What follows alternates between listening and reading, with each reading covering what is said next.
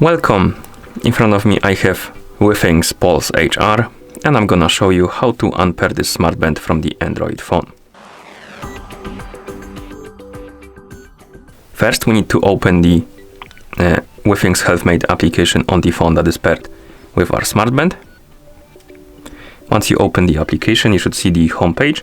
Now tap on the devices icon.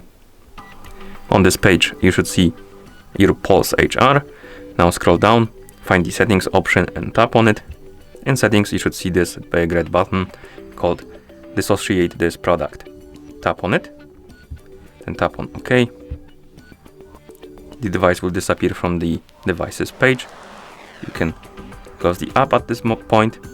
You can also, just in case, check your Bluetooth settings and see if you have the Pulse HR right here on the list of previously connected devices. As you can see on my phone it's not here, but if it was on yours, you can tap on settings icon next to it, tap on forget, and forget to basically disconnect it from your phone.